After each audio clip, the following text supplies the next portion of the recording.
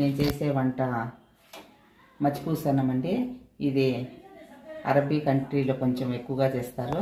ఈ వంట easy process అండి. 2 కేజీలు చికెన్ అండి. ఈ సైజులో కొట్టించుకోవాలి. చికెను శుభ్రంగా స్మెల్ రాకుండా కడుక్కోవాలి. ఉప్పు వేసి దానికి కావాల్సిన వస్తువులు దాల్చిన చెక్క, యాలకలు, ఇది మలాటి పువ్వు, మరాఠీ మొగ్గ, యాలకలు, ఇవి అండి కావాల్సినవి. కావాల్సిన వస్తువులు దగ్గూసు అంటారండి, దానికి కూరగా వాడేది. టమాటాలు 2 కేజీలు, ఉల్లిపాయ అండి. ఈ వేస్తా పెట్టినాము కదండి.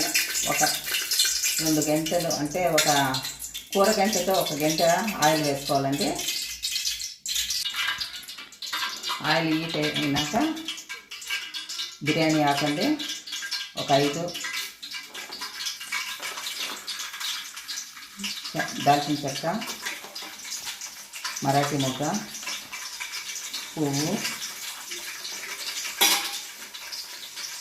యాలకలు 10, లవంగాలు ఒక 20 ఇవి వేసుకోవాలండి. అల్లం పేస్ట్ ఈ గంటతో 1 గంట వేసుకోవాలండి.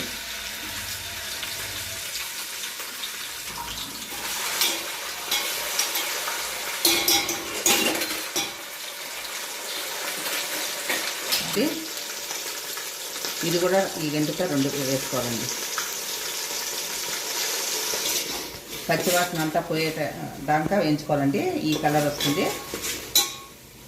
ఇప్పుడు చికెన్ కడిగి శుభ్రం చేసుకున్నామంటే ఇది చికెన్ అంతా వేసుకోవాలండి. పసుపు 1 టీ స్పూన్ వేసుకోవాలండి. అంటే నీళ్ళు వాటర్ వేసుకోవాలండి.